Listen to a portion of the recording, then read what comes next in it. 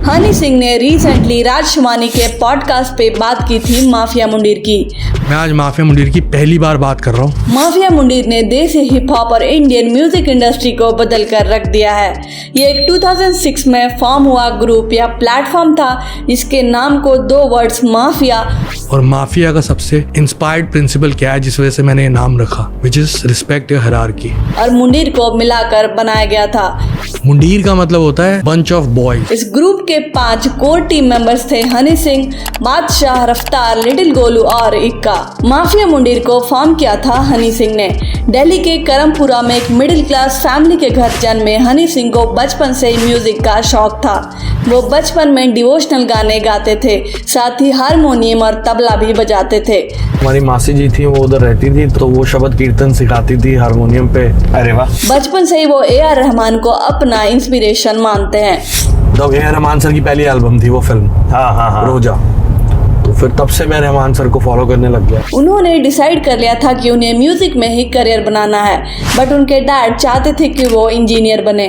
उन्होंने इंजीनियरिंग तो नहीं की, बट अपने डैड को खुश करने के लिए उन्होंने BSc IT की डिग्री ले ली। मुझे म्यूजिक बनाना है, म्यूजिक प्रोड्यूस करना है जी, उसके लिए कंप्यूटर चाहिए। हाँ, तो मैंने कहा BSc इन IT कर लेता हूँ, मुझे कंप्यूटर खरीदवा देंगे। कॉलेज के टाइम में खुद से प्रैक्टिस कर करके उन्होंने म्यूजिक प्रोडक्शन सीख लिया। 2003 से वो लोकल रैपर्स के लिए बीट्स बनाने लगे।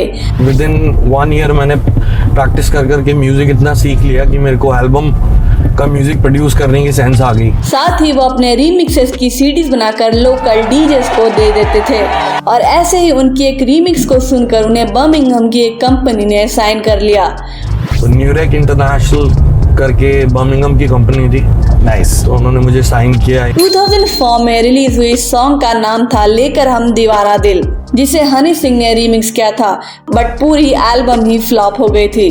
फिर 1 साल तक तो उन्हें कोई भी काम नहीं मिला, बट इसके बाद 2005 में गाना आया खड़के गिलासी। गाना तो हिट था, पर इसके बाद फिर 2006 तक उन्हें कोई भी काम नहीं मिला। इसी वक्त 2006 में उनकी मुलाकात हुई थी बादशाह से। बादशाह हनी सिंह को खड़की गिलासी से पहले से ही फॉलो करते थे। बादशाह को भी बचपन से ही पंजाबी गाने सुनने का शौक था। स्कूल में आते आते वो धीरे धीरे इंग्लिश गानों से इंट्रोड्यूस हुए। वो बचपन से पढ़ाई में काफ़ी अच्छे थे, इसलिए उनके डैड चाहते थे कि वो एक इंजीनियर बने। मैंने इंजीनियरिंग करी चंडीगढ़ और मैं चला गया चंडीगढ़। अपने डैड के दबाव के कारण उन्होंने PEC कॉलेज चंडीगढ़ से सिविल इंजीनियरिंग की, और कॉलेज में वो अलग अलग इंटरनेशनल हिप हॉप आर्टिस्ट से इंट्रोड्यूस हुए। When I went to college, there was a huge musical revolution that was going on in London.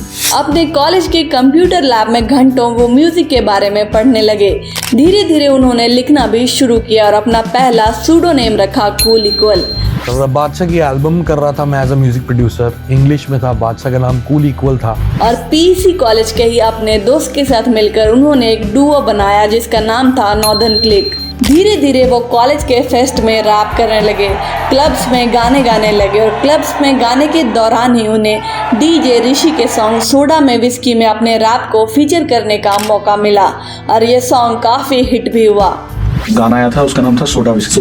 ठीक ठाक चल गया था वो गाना, मुझे काफी कैंट गाना था उस टाइम का, हाँ काफी हिट हो गया था। बादशाह जिस स्टूडियो में अपनी रिकॉर्डिंग करते थे, उसी स्टूडियो को हनी सिंह के मैनेजर फ्रीक्वेंटली विजिट करते थे, और उन्होंने ही हनी सिंह और बादशाह को मिलाया।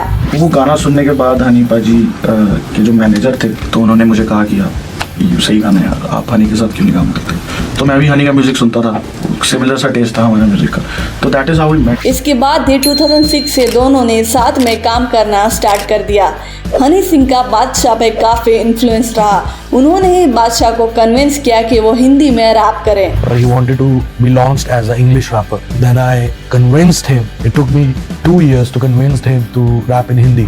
बादशाह का रियल नेम है आदित्य सिंह सिसोदिया, बट हनी सिंह के कन्विंस करने पर ही उन्होंने अपना नेम चेंज करके बादशाह रख लिया। 2007 में काम और पैसों की वजह से हनी सिंह पंजाब शिफ्ट हो गए थे, और बादशाह उस वक्त भी उनके साथ काम कर रहे थे।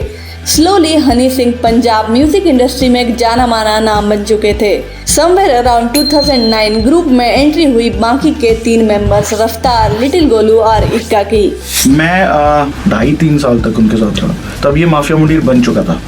उसके बाद मुझे नहीं पता था, बट हनी पाजी इनसे मिले, रफ्तार से मिले, गोलू से मिले, इक्का से मिले। रफ्तार का जन्म दिल्ली बेस्ड एक मलयाली कपल के घर हुआ था। बचपन से उनके घर में म्यूजिक का माहौल था। वो बचपन में सीडीज बनाकर बेचा करते थे और यहीं से वो रैप म्यूजिक से इंट्रोड्यूस हुए। मैं MP3 की CD बनाता था, क्लास में 15 रुपए में बेचता था। तो ये सब मैं बचपन से करता रहा और तब मेरे को पता नहीं था कि oh this is a part of hip hop. उन्होंने अपने करियर की starting as a dance instructor की थी। डांस कॉम्पिटिशन्स के लिए मेडलीज और रीमिक्स बनाते बनाते उन्होंने म्यूजिक बनाना स्टार्ट कर दिया। 2007 में वो मिले थे लिटिल गोलू और इक्का से। पता कैसे यार, मेरा बेस्ट फ्रेंड होता था जो स्कूल का बचपन का, उसका कजन है गोलू। गोलू के थ्रू मैं इक्का को मिला और तीनों ने साथ में मिलकर ब्लैक वॉल स्ट्रीट देसीज नाम के ग्रुप की शुरुआत की थी।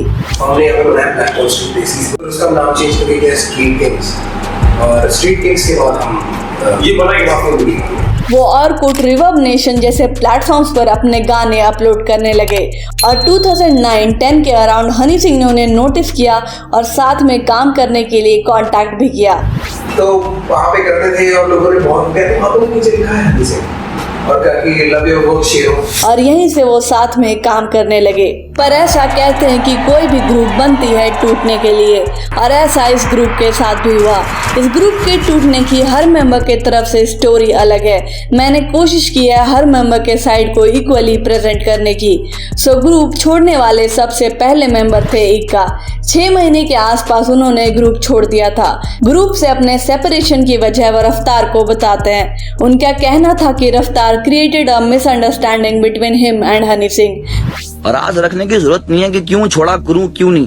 आपने हनी भाई को जाके बोल दिया कि इक्के ने छोड़ दिया क्रू, और आप मुझे आके बोल रहे हो कि हनी भाई ने तुझे निकाल दिया। While रफ्तार denies it। मैं जाके अगर इक्की को बोलता हूँ कि तेरे को हनी भाई ने निकाल दिया, और मैं हनी भाई को आके बोल रहा हूँ कि भाई इक्के ने छोड़ दिया, और तुम दोनों मान गए, पर अभी भी रफ्तार के साथ उनकी एक अच्छी बॉन्डिंग है। वहीं इवन आफ्टर सेपरेशन इक्का keeps on appreciating Honey Singh. Next member जिन्होंने ग्रुप छोड़ा था वो थे रफ्तार। रफ्तार के मेन इश्यूज थे कि उन्हें सॉन्ग्स के लिए प्रॉपर क्रेडिट्स नहीं मिल रहे थे। उनका कहना था कि हनी सिंह के सॉन्ग डोप शॉप को उन्होंने लिखा है। साथ ही उनका ये भी कहना था कि उन्हें साइडलाइन करने की कोशिश की गई थी। तो मेरे को लेके नहीं गए कि फ्लाइट फूट गई भाई, मेरे पास तो फ्लाइट पकड़ने के पैसे नहीं थे, पर एक चीज़ थी, मेरे पापा रेलवे में थे। हाँ भाई, तो क्या उस किचन में बैठ के निकल गया और सेट पे पहुंच गया, सरप्राइज। तो एक 2 सेकंड में शॉट मेरा आज है ना, वो मैं मानता हूँ कि मेरा वर्थ इट है, हक है। अगर वो भी ना होता तो शायद बिल्कुल ही लोग बिलीव ना करते कि भाई मेरा कोई योगदान। रफ्तार ने इवन ये भी क्लेम किया था कि उन्होंने फगली मूवी के सॉन्ग ढुपचिक और बंजारे के लिरिक्स लिखे थे, पर उन्हें प्रॉपर क्रेडिट्स नहीं मिले। वहीं हनी सिंह ने अपने इंटरव्यू में कहा था कि वो रफ्तार से सिर्फ एक ही बार मिले हैं। मैं कमली कमली के वीडियो में भाई के साथ खड़ा हूँ, डोप शॉप की वीडियो में गाने शराबियाँ जिसमें मेरा नाम भी बुला हुआ है, वी गॉट प्रीत हनी सिंह रफ्तार। डोंट कॉल मी में मैं हूँ। ऐसे तो बहुत गानों में बैकग्राउंड में तो मैं बहुत हूँ, ठीक है। उसके बाद हनी भाई ने इंटरव्यू में बोला कि मैं रफ्तार से सिर्फ एक बार ही मिला हूँ। रफ्तार ने अपने इंटरव्यूज में ये भी कहा था कि इवन दो सब सेम क्रू में थे, तब भी बादशाह और बाकी के क्रू मेंबर्स की एक दूसरे से 1.5 साल तक बात नहीं हुई थी। बादशाह भाई हमारे माफिया मुंडीर ज्वाइन करने के बाद 1.5 साल तक हमसे नहीं, क्योंकि सारी कॉन्वर्सेशन हनी सिंह के थ्रू होती थी। उनका ये भी कहना था कि उन सब से एक ब्लैंक कॉन्ट्रैक्ट पे भी साइन करवाया गया था।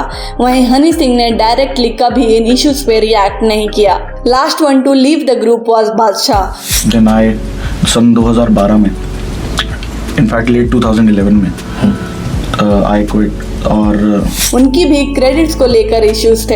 हनी सिंह और बादशाह का 2011 में एक सॉन्ग रिलीज हुआ था कॉल्ड गेट अप जवानी। इस सॉन्ग के टाइटल में बादशाह का नाम मेंशन नहीं है, सिंगर में मेंशन्ड है योयो हनी सिंह और शाह। और इसके पीछे की कहानी रफ्तार ने अपने एक इंटरव्यू में बताई थी। गाना है गेट अप जवानी, ठीक है। गेट अप जवानी से पहले भाई बोला गया कि बादशाह यार तेरा नाम पुराना हो गया है, इसको शाह कर। मैंने कहा ठीक है रेडी भाई, हनी सिंह फीचरिंग शाह, नीचे लिखा है हनी सिंह फीचरिंग कश्मीरा से शाह। तो अगर बादशाह भी वीडियो में है तो भी वो प्रेजेंस नहीं है, और मीडिया बहुत प्यारी है यार। बादशाह ने अपने एक इंटरव्यू में ये भी बोला था कि इस सॉन्ग की वजह से उनके पेरेंट्स रोए थे। My song was released with Honey. It was called Get Up Jawani. You go there, my name is not there. I was in the video. I spent money, hard-earned money, not mine, my parents, my dad cried because of that guy. I'm not going to forget that. बादशाह also claimed that international villager तक हनी सिंह के almost सारे songs जैसे कि brown रंग, चंडीगढ़ दे नज़ारे, अंग्रेजी beat, Delhi दे दीवाने हनी सिंह और उन्होंने मिलकर लिखे थे, पर उनको कोई प्रॉपर क्रेडिट नहीं मिला। ओनली पर्सन जिन्होंने लास्ट तक हनी सिंह के साथ काम किया था वो थे लिटिल गोलू। उन्होंने कभी पब्लिकली इस इशू पर बात नहीं की। उनके हनी सिंह, रफ्तार, इक्का, बादशाह सबके साथ अब भी अच्छे इक्वेशंस हैं। उन्होंने हनी सिंह के कई सॉन्ग्स में लिरिक्स लिखे हैं जैसे कि blue eyes, Manali trance, 1000 miles etc। चाहे इस ग्रुप के टूटने की वजह जो भी रही हो, but this group brought a revolution in desi hip hop as well as Indian music industry. इस ग्रुप के मेंबर्स की वजह से इंडिया में हिप हॉप की कमर्शियलाइजेशन हुई and also they open the door for upcoming rappers.